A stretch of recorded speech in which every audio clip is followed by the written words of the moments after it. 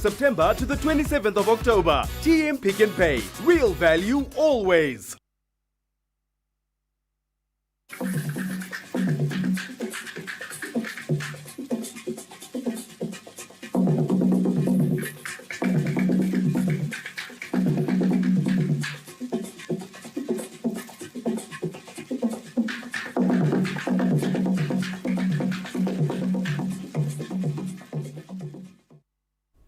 Hello, it is a very good evening. Thank you for joining us. You are watching Sunday Edition live on ZBC TV. I am Yvonne Mukondani. We will be joined a little later by Dora Ncube from our Montrose studios.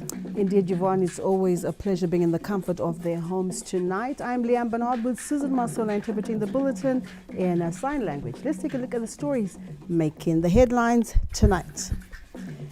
The 79th session of the United Nations General Assembly begins with global leaders mapping future strategies to enhance cooperation. In our This and That feature tonight, our Masvingo Bureau Chief Mercy Martin explores the Mumve craze that has hit the market across the country.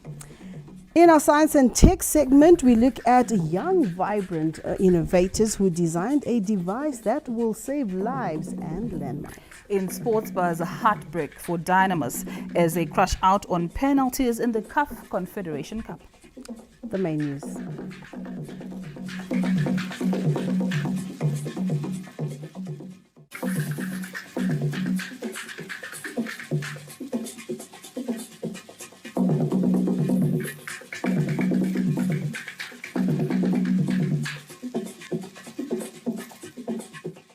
Those were our leading stories tonight. We begin with our first report.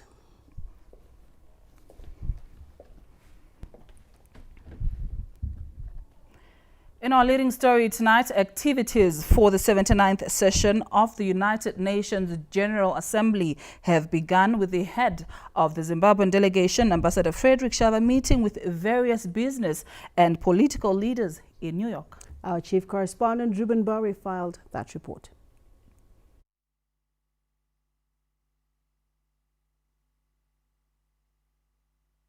As the tradition bids, the head of the Zimbabwe delegation to the United Nations General Assembly, UNGA 2024, Foreign and International Trade Minister Dr. Frederick Shava late last night met the Secretary General of the United Nations, Mr. Antonio Guterres, at his headquarters in New York. As the world leaders and leaders of various delegations continue arriving in New York, the December 12th movement had a march from Harlem to St. Columbus Square, the United Nations headquarters grounds, denouncing the illegal Western sanctions imposed on Zimbabwe. Here, one of the leaders, Olawale Clay, also known as Comrade Farai, speak. I'm the current chairperson of the December 12th movement. This year we honor and respect and remember the loss of our chairperson, Sister Viola Plummer. Your president sent his greetings and his sorrow that we lost such a revolutionary. I hope to carry on her work. The December 12th movement hopes to carry on her work at the same high level of intensity and commitment as she taught us how to be. So straight ahead, my Shona name is Farai. Over the years, the December 12th movement has spoken, demonstrated, and shown the illegality of the sanctions on Zimbabwe. And despite the passing on of the leaders, Comrade Coltrane Chimurenga and Comrade Viola Palmer, key leaders of the movement, those left behind continue to keep the torch burning. Ruben Barwe, ZBC News, New York. Meanwhile, the United Nations Secretary General Antonio Guterres has called for a review of the political and economic institutions that embrace the multi-racial agenda of the global body. He said this during the opening of the inaugural Summit of the Future at the ongoing 79th session of the United Nations General Assembly in New York. World leaders have adopted a pact for the future that includes a global digital compact and a declaration for future generations.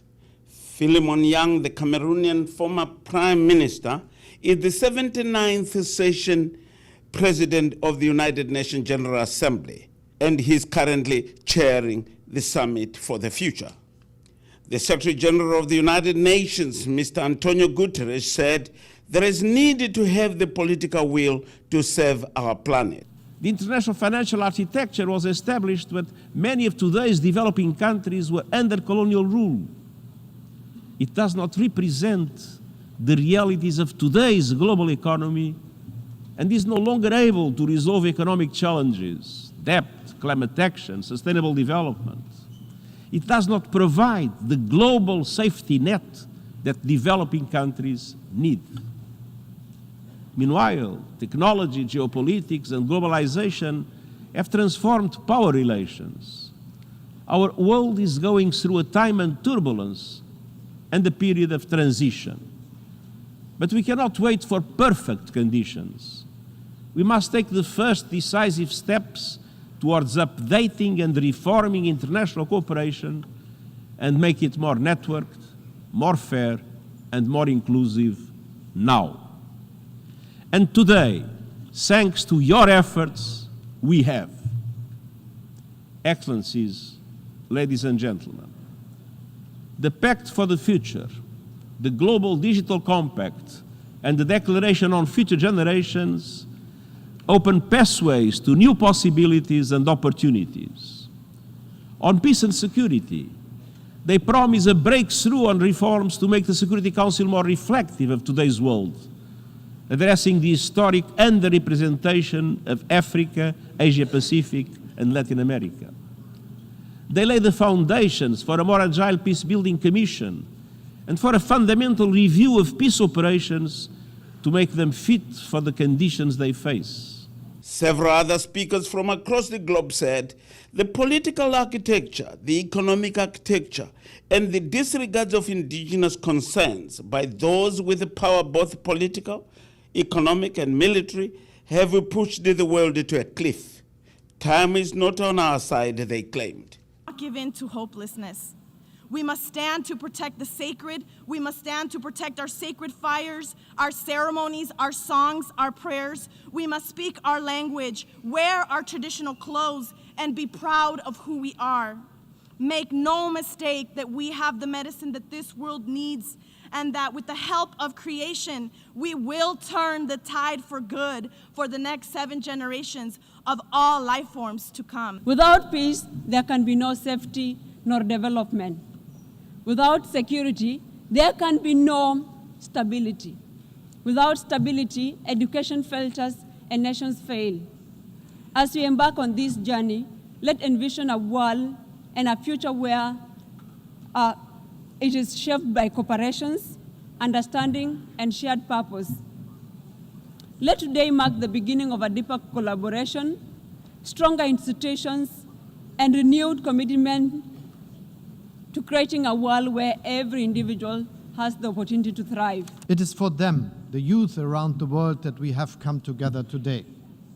It is about their hopes for a better world. It's about their future. A special word of gratitude goes to you, Mr. President. Your leadership has proven of vital importance. At a time of great tension and uncertainty, we need the Pact for the Future more than ever. The previous speakers have already explained how deeply our fates are linked by the global challenges we are facing. War, climate change, poverty and hunger, impediments to free and fair trade, global health threats, technological developments such as AI, which, as well as huge opportunities, also harbor the potential for abuse and for exacerbating economic imbalances. The Pact does not just acknowledge these challenges.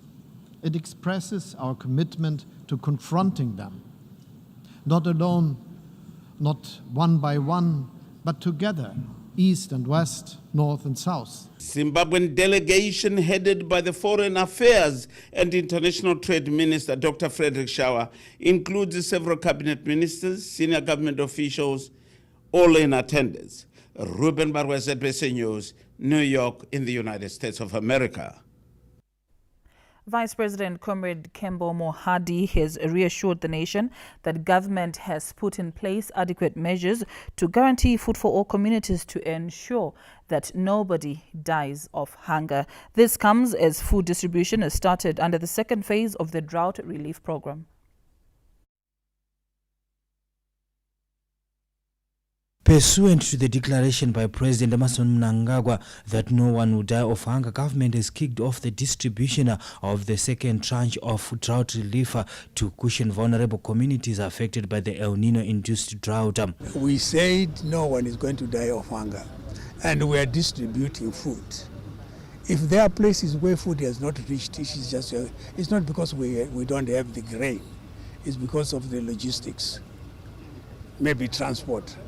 But what we do now, we have done the first distribution for the first 3 months. So we are now doing the second tranche of the next 3 months so that our people get something. And over and above that, we give shifts as well, about 5 tons for their Zundera Mambo or Palasenkos. That's what we're doing. On livestock deaths, especially in Matabeleland South, Vice President Mohadi said government has availed silage and hay bales which are being transported by the Grain Marketing Board. I know there's also a problem with the livestock in Matabeleland. I come from Matabeleland, I know the problem, and I'm also a cattleman. But the government has gone out of its way to actually distribute hay. But it's still the logistics that are problematic, not that we don't have hay. Because we are taking hay from the places that have got hay, which is the northern districts, northern provinces, but logistics is a little bit of a challenge. But we're doing that. We're doing something. We have sunk quite a number of balls, but some of them, because of the drought, they've gone dry. You see. So next time when we are now drilling balls, we are drilling deeper. We used to drill balls. The average depth was 40 meters or so, but this time now it's 80, 100, 120. So that we are assured of water supply all the time. Matabeleland South, one of the hard-hit provinces, has lauded the efforts being made by government. Matabeleland South province has been hard-hit because it's in region 4 and 5. So the Vice President has assured us that grain for the second tranche will be coming to our districts to make sure that people do not starve. We are very grateful to the government of Zimbabwe for the work that they've been doing through ZINWA and through RINDA to drill boreholes. Under the drought mitigation strategy, government is taking an active role to provide safety nets for both urban and rural families affected by drought. Providence Maranelli, ZBC News, Beitbridge. Now, the Agricultural and Rural Development Authority is preparing to harvest over 60,000 hectares of wheat this season.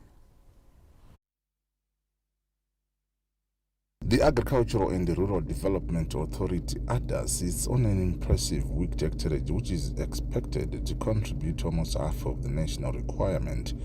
This Friday, the ADA board and management embarked on an assessment of readiness for harvest at one of its farms in Kadoma. Irrigation development is a key thrust that ADA has taken, and the adoption of technologies in our crop production is one of the other key strategies that we've implemented. So you find that here, this is a zero-tilled crop, wherein we came in with zero-till to ensure that there's sustainable production, to ensure that we guarantee and ensure that yields are at their highest.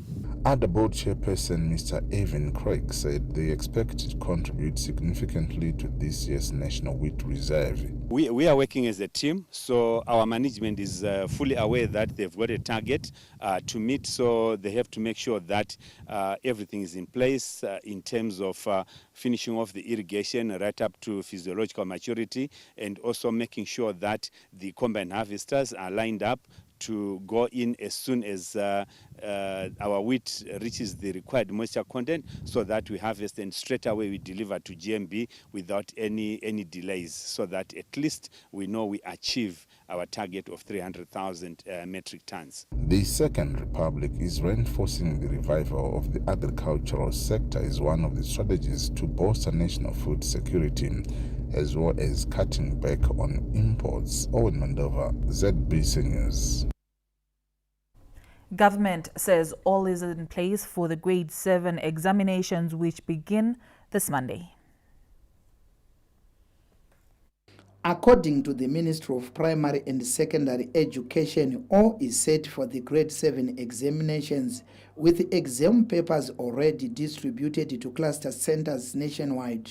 2024 examinations for Grade 7 public exams are ready to be written tomorrow. All systems have been put in place.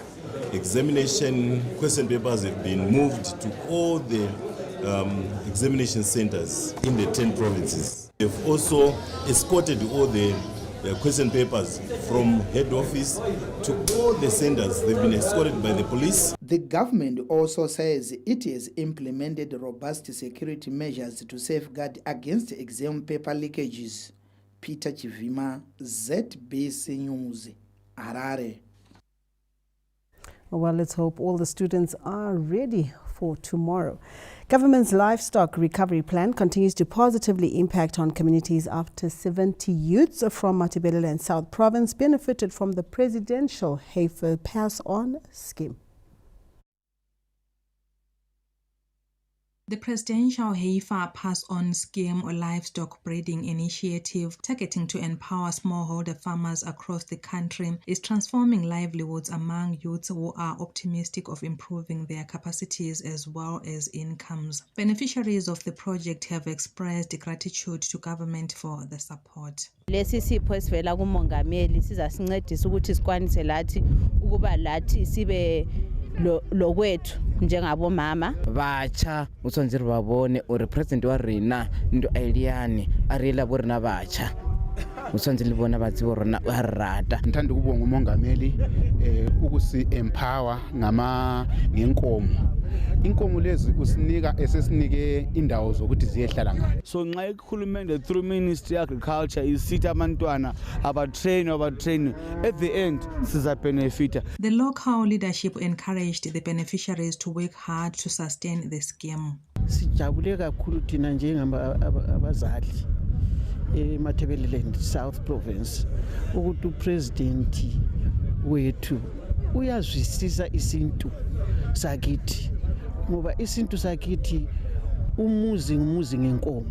Re a leboha moetapele wa difatshe re bona a ifa baswa dikgomo re ne tshepo gore o leka ora ba bope a ba emeleje ba hole ba tseba gore o bane le saka ke ntwe e bong botlhokwa. The Presidential Heifer Pass-On scheme was launched by President Emmerson Mnangagwa in 2022 to empower communities while also boosting the national herd. Government has stressed the importance of developing local solutions to technological challenges, aligning with broader global trend of technological independence during the fourth revolution. Government is prioritizing research and innovation as critical pillars in national development, with a call for enhanced focus on digital infrastructure, addressing the academia and industry at the 11th International Conference on Communication Information Science held at the National University of Science and Technology recently. The Minister of Information, Publicity and Broadcasting Services, Dr. Jennifer Muswere, highlighted government policies and interventions being crafted to promote the fourth industrial revolution. The government of Zimbabwe has come up with a number of initiatives, and these initiatives includes principally establishing a magnetic research and technological investment climate which will allow researchers, which will allow students, business people, and civil servants to be able to work together to provide homegrown solutions for our country and the continent. He also introduced and resourced innovation financing models under the Universal Services Fund, funded by Potras. He also launched the new ICT policy, and working together as a team under the leadership of President Mnangagwa, were able to develop the National Broadband Plan. We finalized the new artificial intelligence policy. The impact of technology on media and communication also came under the spotlight. Universities should take the lead to develop our own social media platforms, to be able to develop various hardware and software frameworks for us to be able to achieve digital sovereignty as a country. The more we expose ourselves to other international platforms, the more it affects the way we communicate.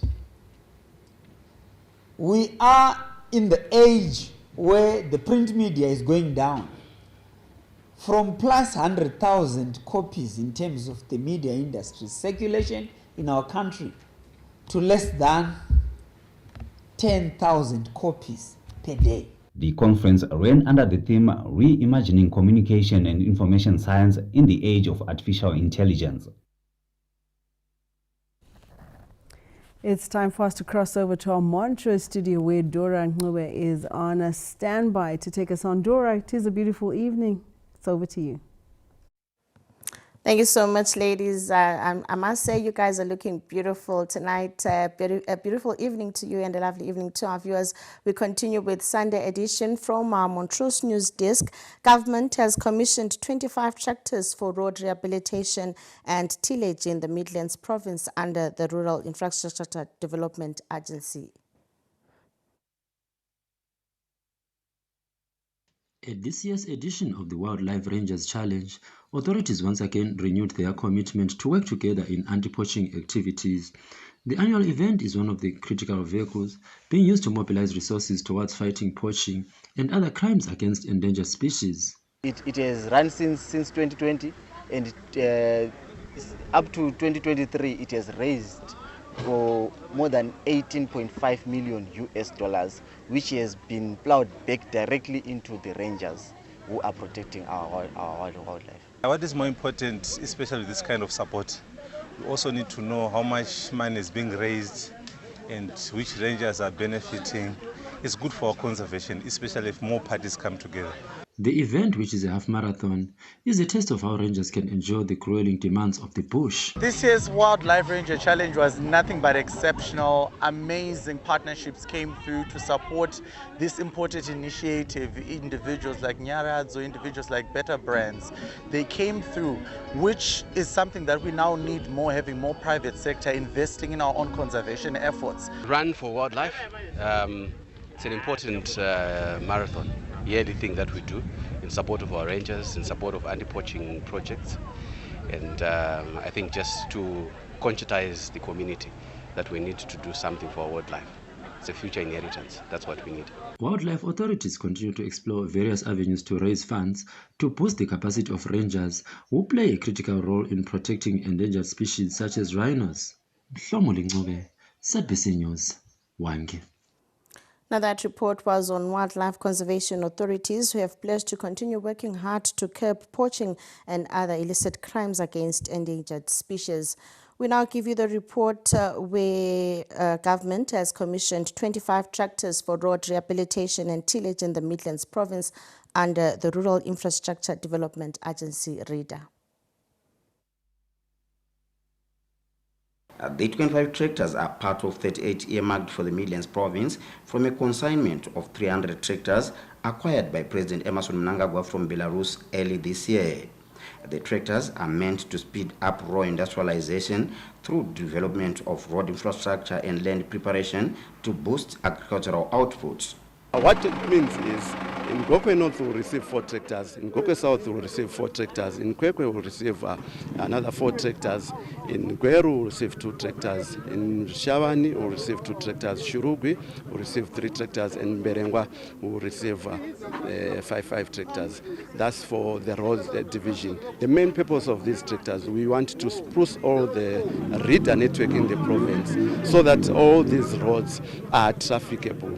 All these roads are well trafficable in order to meet our vision 2030 as said by His Excellency the President of the Republic of Zimbabwe, Comrade Emmerson Mnangagwa. We are also going to receive 11 tillage tractors, and we have distributed them in the same manner. Government says the procurement of machinery from friendly nations speaks to the success of the engagement and re-engagement efforts being pursued by the Second Republic. Today's event underscores the new dispensation's results-oriented strategic decision to engage and re-engage with friendly nations, which include the People's Republic of China, Russian Federation, and Belarus, which has consistently supported Zimbabwe's mechanization program, targeting agriculture, mining, health, and road infrastructure development. The tractors will enable RIDA to respond swiftly and efficiently to maintenance needs, reducing downtime and increasing productivity. RIDA is part of government arms mandated to drive rural development through establishment and refurbishing existing infrastructure such as roads and bridges.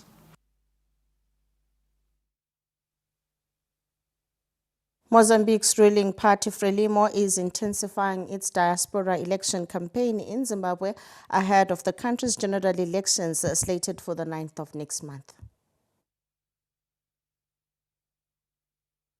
Mozambique's revolutionary party Frelimo is winding up its diaspora elections campaign in the country, with a rally being held in Chegutu this Saturday. This follows the country's general election slated for the 9th of October. Chairperson of Frelimo in Zimbabwe, Comrade Arajuro Jonas Mafure, spoke on the relationship shared between the country's ruling parties dating back to the colonial era.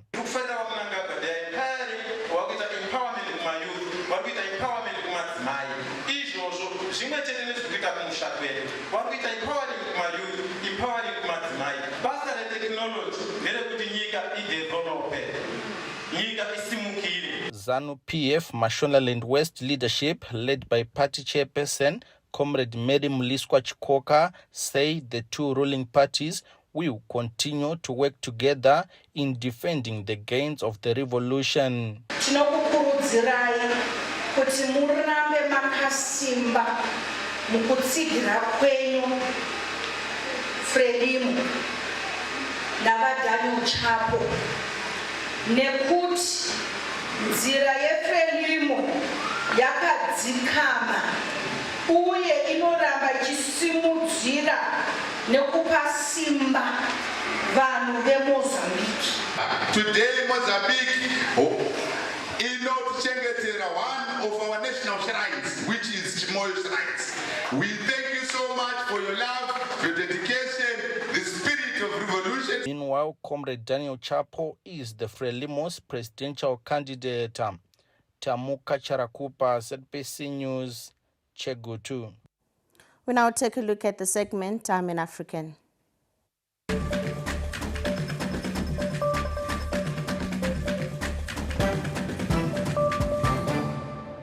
She's one of the few African women who have risen to occupy the highest public office in any country, a trailblazing scientist, educator, and advocate for Pan-Africanism. In our I'm an African feature tonight, we celebrate Mauritius' first female president, Dr. Amina Gurib Fakim. I could see that healing can be nature-made and not just man-made. And that in Africa, there is a $1 trillion opportunity using our own unique biodiversity through agriculture. I became an accidental president in 2015, but used all that I knew to inform and to lead. Born on the 17th of October 1959 in Suriname, Mauritius, Gurib Fakim's remarkable journey embodies her dedication to science, education and African unity. She grew up in Plain Magnin and pursued her higher education in the United Kingdom, earning a Bachelor of Sciences in Chemistry and a PhD in Organic Chemistry. As a respected scientist, Gurib Fakim has authored numerous publications on biodiversity and natural products. She has also received prestigious awards, which include the L'Oreal UNESCO Award for Women in Science, Laureate for the National Economic and Social Council, the CTA NEPAD, RUFORUM for African Women in Science, and the African Union Award for Women in Science. Gurib Fakim served as Professor of Organic Chemistry at the University of Mauritius, Dean of the Faculty of Science, and Pro-Vice Chancellor from 2004 to 2010. Her academic excellence paved the way for a distinguished career in science and politics. In 2015, Gurib Fakim was unanimously approved by the Mauritian National Assembly as the presidential candidate of the Alliance LEPAP. She made history as the first female president of Mauritius, serving from June 2015 to March 2018. During her term, Gurib Fakim focused on promoting education, science, and women empowerment. She also strengthened ties with other African nations and advocated for African representation in global forums. Gurib Fakim supported women empowerment and gender equality initiatives while also promoting scientific research and innovation, particularly in the field of biodiversity conservation. It is therefore no surprise that her legacy inspires African women in science, politics and leadership, solidifying her place as a champion of Pan-Africanism and African excellence.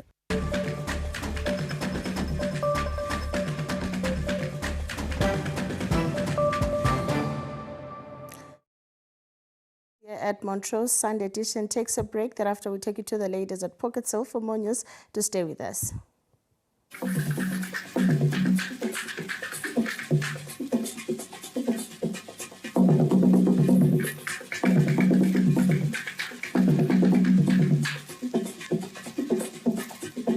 Zimbabwe's mining legacy is a story etched deep in our soil. It's a tale of hard work, resilience, and human ingenuity in unearthing riches and building a nation. This commitment to progress continues as mining industry players continue to unlock the vast potential of our mineral reserves, driving economic transformation through innovation, mineral beneficiation, and value addition. Are you ready to be part of the next chapter? Explore cutting-edge advancements and discover endless opportunities in Zimbabwe's expanding mining value chains at the 27th edition of Mine Entra, taking place from the 9th to the 11th of October 2024 at the Zimbabwe International Exhibition Center in Bulawayo. Register via our website www.zitf.co.zw. Mine Entra 2024, unearthing success, the mining value chains, innovation and industrialization nexus. Join us once again for the NASA Annual Safety and Health at Work Conference and Awards Dinner, running under the theme, Promoting an Occupational Safety and Health Culture through Vision Zero. The Division of Occupational Safety and Health invites you to this special event with the Safety and Health at Work Conference taking place from the 9th to the 11th of October 2024 at the prestigious Elephant Hills Resort in Victoria Falls. The Safety and Health Awards Dinner will also take place on the 11th of October 2024 at the same venue from 1800 hours to 2200 hours and is a black tie event. Options for registration are as follows. Option 1, conference only. Registration fee is $600 covering workshop material, lunch, teas, activities and welcome dinner. Option 2, conference and accommodation is $1,200 covering 4 nights at Elephant Hills Resort with bed and breakfast, workshop materials, lunch, teas and activities. Tickets for the Safety Awards Dinner are available at only $150 covering dinner, drinks and entertainment. For registration, kindly request an invitation from any of the following.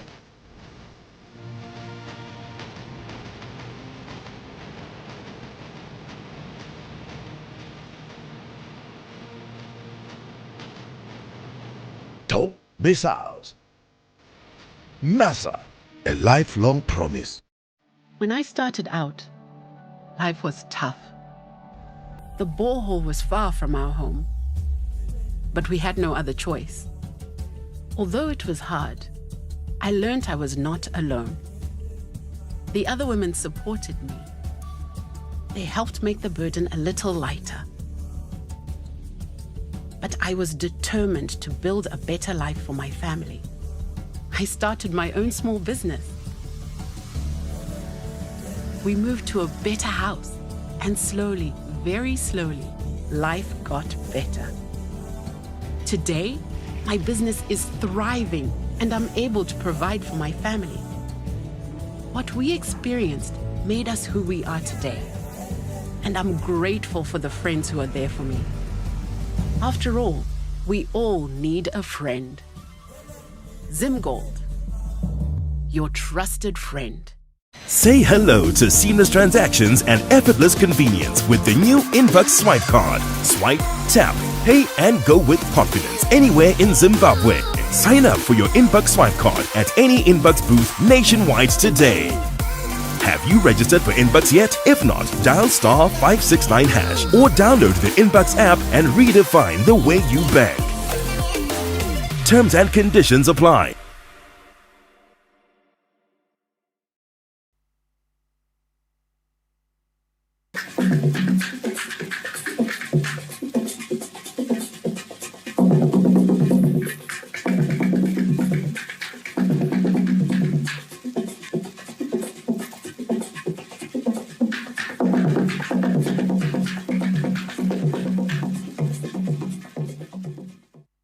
A warm welcome back. You're still watching the Sunday edition. Many thanks to Dora for taking us on from our Montreux studio. And now in an intriguing story, Yvonne, a herb that I'm told cures a lot of illnesses. Oh, well, I guess the question is it just a new discovery or maybe blotted perception as this time Zimbabweans find themselves in a whirlwind of euphoria, this time based on the Mumve tree? Well, let's take a look in our This and That feature tonight.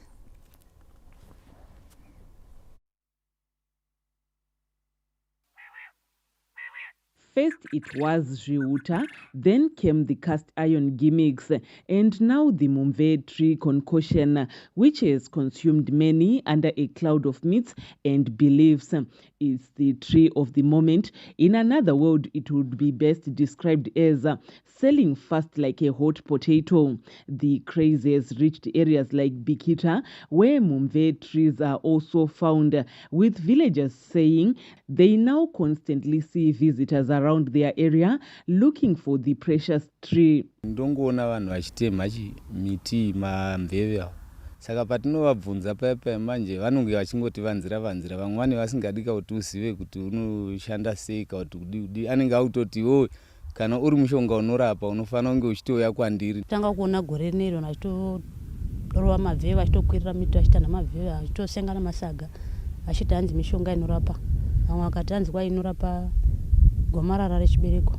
The Mumve tree explorers are moving through communities like a felt fire, chasing its fruit day and night.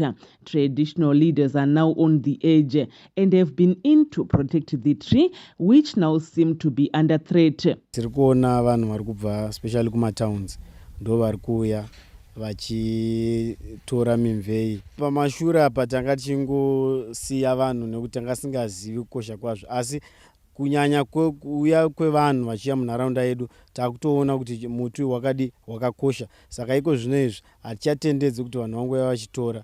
The rare tree species has found its way to many markets in urban areas. Usually it's either the fruits in their raw form or processed barks, leaves or roots sold as concoctions. Ndichi mahodha 50 kg ndoitora ne$3.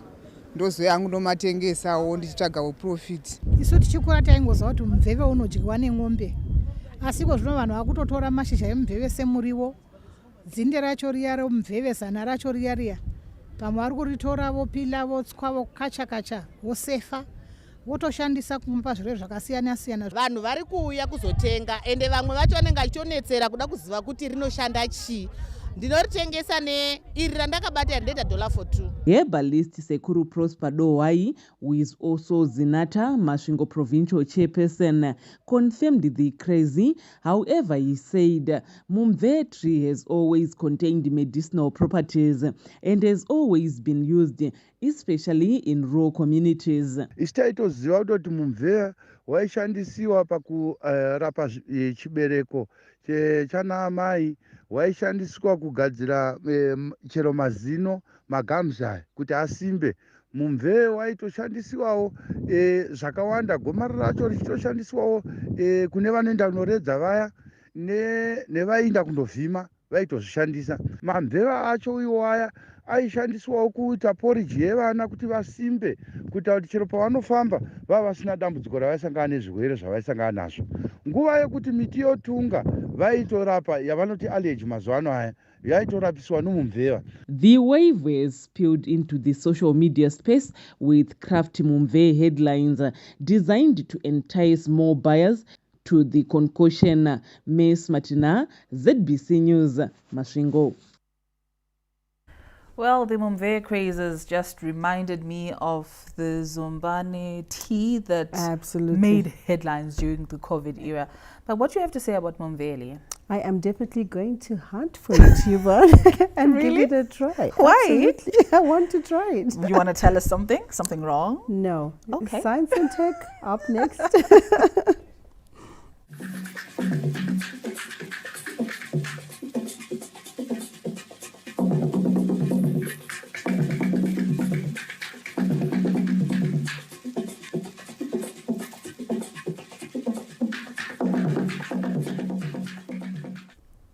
In our science and technology feature, we have a remarkable story of young innovators at Tinold High School in Harare. And now these students, Yvonne, have developed a groundbreaking solution to the challenge of landmines in the country. Let's take a look.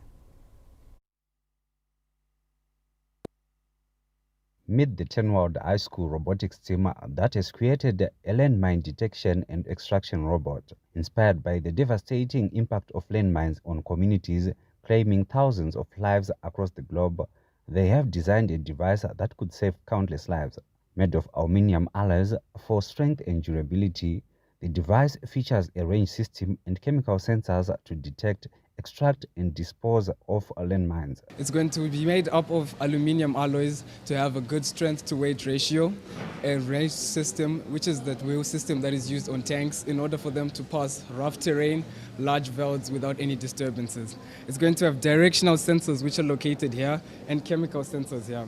So how it works is, upon detection using chemical sensors that detect the composition of chemicals within a landmine, we're going to be able to use directional sensors to move forward, backwards, side to side in order to navigate obstacles. Not only does the robot offer a safer and more efficient way to clear landmines, but it also contributes to a more sustainable future. Once we get there, our robotic arm is going to pierce in the ground and open the top, because the way a landmine pops is that when pressure is applied on the top, the landmine then detonates. So by removing the dirt on the top, we're making sure no pressure is exerted whilst extracting the landmine. Once we remove it, people may ask, what are we going to do with it? We're going to detonate it safely in a steel cabinet, and then the recycled materials are going to be used to make cups, tools, and fences for the people of Zimbabwe. This robot is very good because it also pushes into the goal of Vision 2030, which is to make sure that the livelihood of every citizen is improved as a nation. The innovation has been tested in a safe environment to ascertain effectiveness. Well, this is still a prototype, but we've taken certain measures to make sure that we can test it. We designed softwares on our own where we're going to apply all the physical effects that are needed in normal environments, which is things like humidity, temperature, and pressure. Once we've put these things into our software, we can make a makeup, which is a model of this exact robot, onto my laptop, and I can control it and mimic real-life experiences. The innovative project aligns with Zimbabwe's Vision 2030, meant to improve the lives of all citizens. It is also a testament to the power of technology and the potential of the next generation to address global challenges. Wellington Makonese, ZBC News, Harare. Innovation at play there. Kudos to the students from Tinold High School, and I'm sure by those innovations we are well on our way to achieving Vision 2030. We're off to a break. To join us when we return with more.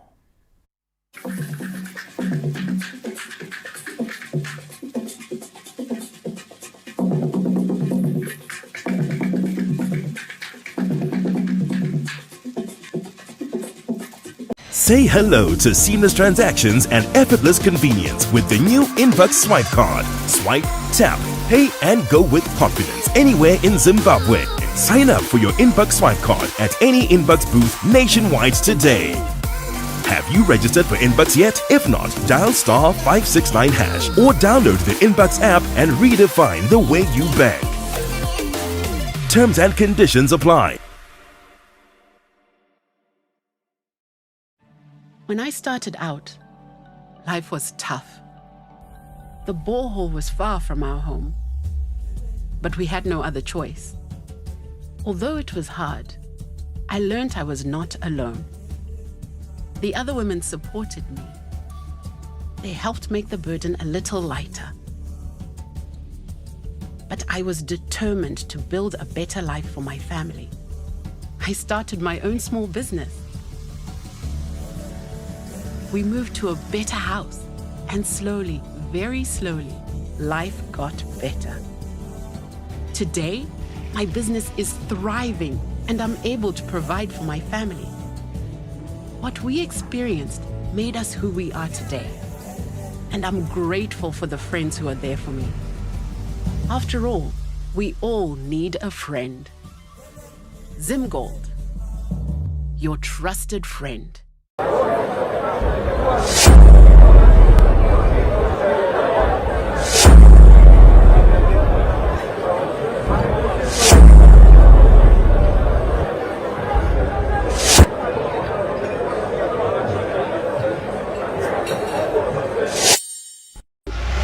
If you drink, be responsible.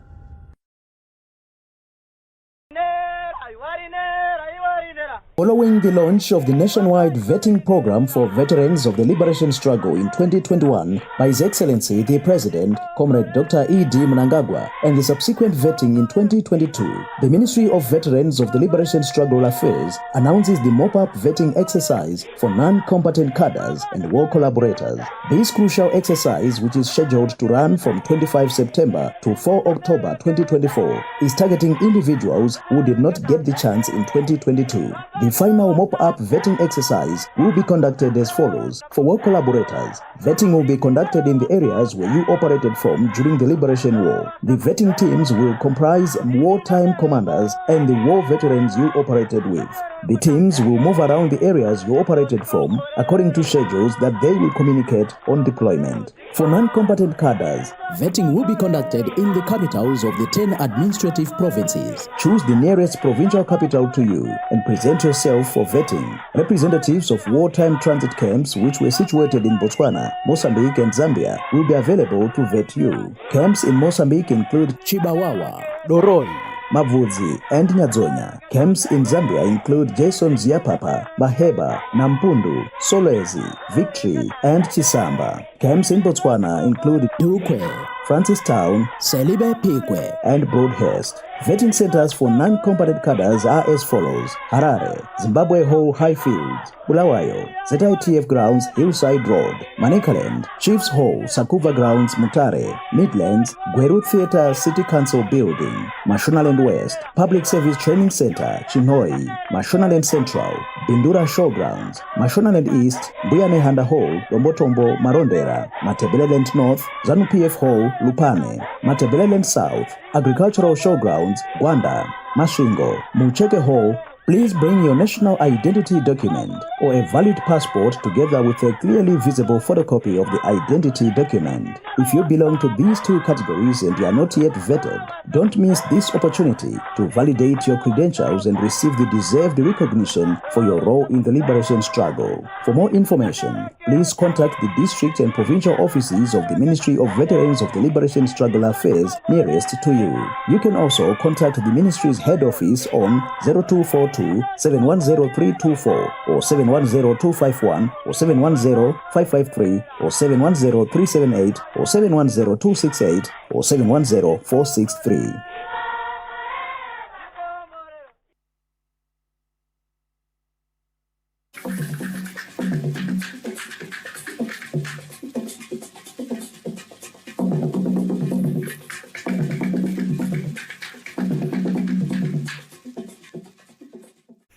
You are still watching Sunday Edition. Thank you for staying with us. Now in Sports Buzz, Dynamo's hopes in the CAF Confederation Cup crumbled after losing to Botswana's Orapa United 3-1 on penalties this Sunday.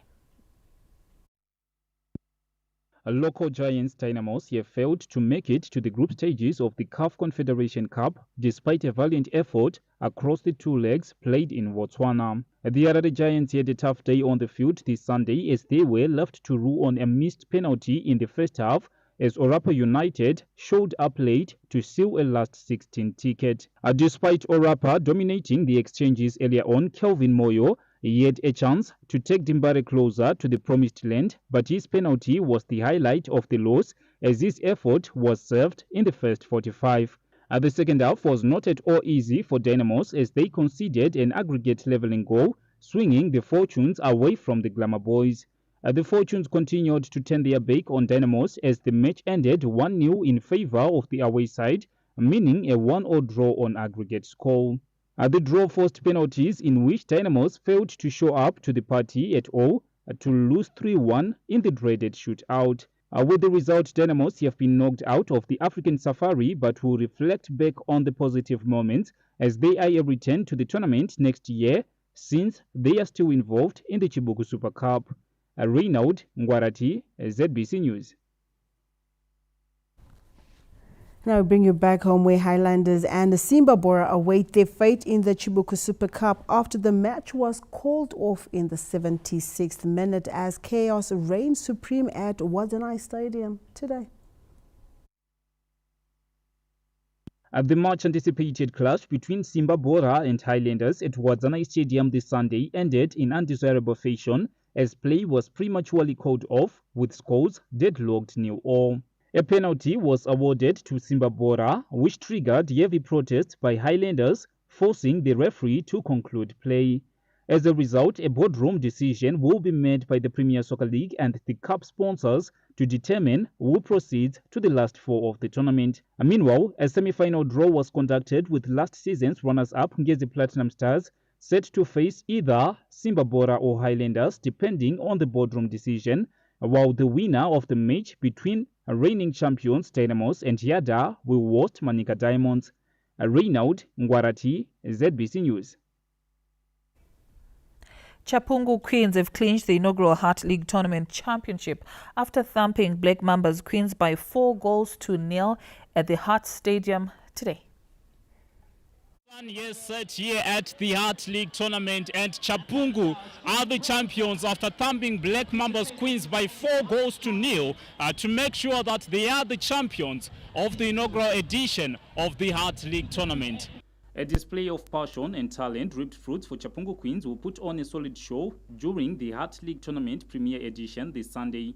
After glory, the Air Force squad has now shifted its sights on the heating Heart Women's Soccer League title race and are working on greasing lacking elements. Starting from pre-season, yes, we had a lot of things to work on, and in the first matches, we were a bit up front, we were a bit not precise in terms of the movement. So in our training sessions now, we're focusing a lot on offensive movements, really how to move and to try and rotate the ball faster. Like when we get to the defensive third, speed of play is our game. So yeah, I think basically it's coming up. The tournament sponsor, Prophet Walter Magaya, expressed his desire to extend the sponsorship package. Allowed, if you are allowed, we want to throw the same mood, the same vibe into the men's league as well. I don't know if you're going to be allowed, but if you're allowed, we want to throw it in the men's league. We want to throw it in different divisions, northern, eastern, southern, so that we have the vibe of football coming back to our country. So the Heart Group is willing to go beyond this league and go beyond only ladies and go even to the boys and support them. The Rangers Queens won the bronze medal after edging Harare City Queens by 1-0, while Black Mambas Queens ignored the heavy defeat in the final to clinch silver. What a tournament that we have yet here is the Hearts League tournament, and it has come to an end with Chapungu emerging the champions.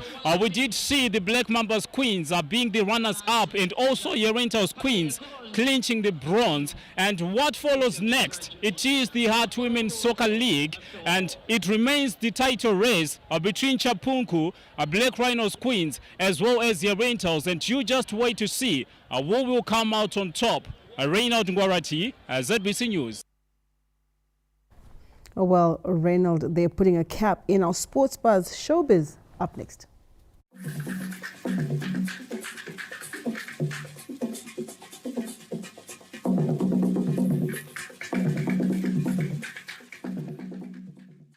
And our Master H and Vols JT are proving to be hot property on the Power FM Top 40 chart show.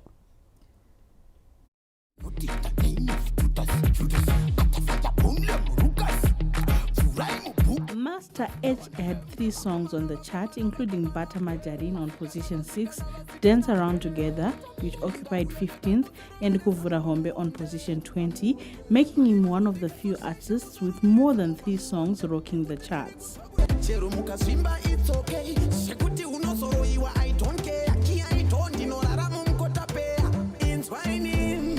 Vols JT also had 3 songs that made it in this week's edition, including Kutizo Seraf Mashure on position 13, a collaborative act with Celsius, Ngairire, which claimed the 18th position, and Mawo Vets on 23rd.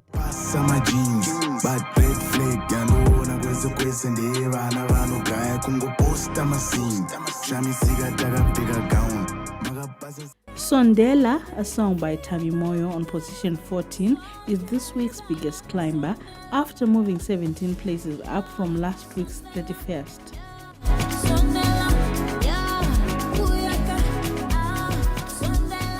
A collaborative effort, No Love by King 98 and Holly 10, staggered down to position 39 from 14 last week.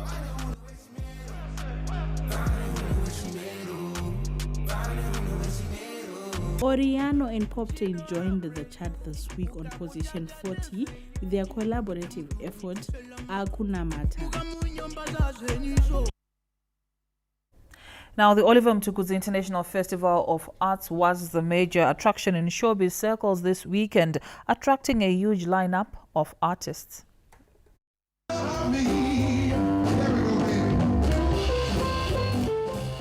The 2-day fete aimed to honor music legend Oliver Mtukudzi came to life this Saturday with workshops and performances from a cocktail of musicians. Artists, government officials and revelers all concurred that Oliver Mtukudzi was indeed the greatest of all time. And I can assure you that as a government, he was not awarded the status of being a national hero for nothing. The government will continue to support you because they are supporting the life of a national hero. And as a family, take advantage of that. I'm really proud to be associated with this brand, Oliver Mtukudzi International Festival of Art. I feel this is the best way to remember the legend in a way that he would have loved himself. The opening day saw American jazz singer Aaron Meyers and trio putting up an impressive performance at the VIP dinner as he reminisced the memories with the late music giant. Just for me, and by the way my heart feels when that bell starts to ring.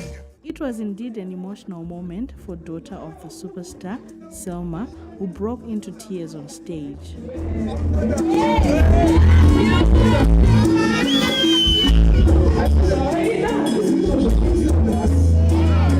Other musicians, Innocent Sax, Gwebedzi, and Demurizo and Kela T also took turns to entertain guests. Working, chasing, grinding, doing what he's got to do.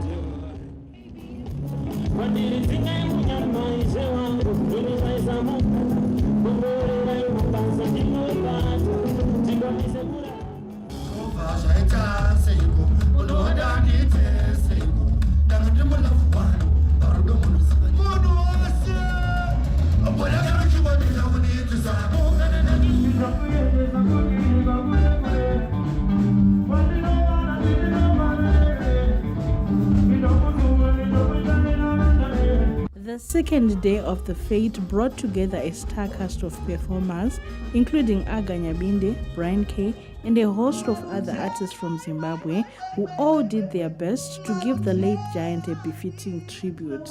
Patience Nyagato, ZBC News.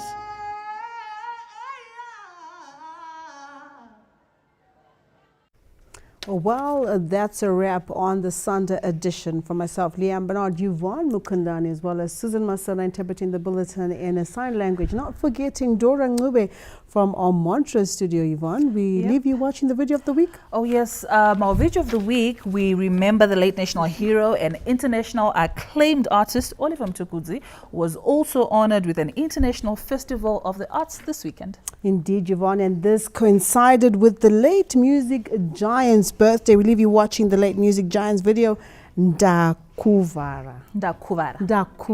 Yes. Thank you. Good night. Good night. Close your tab.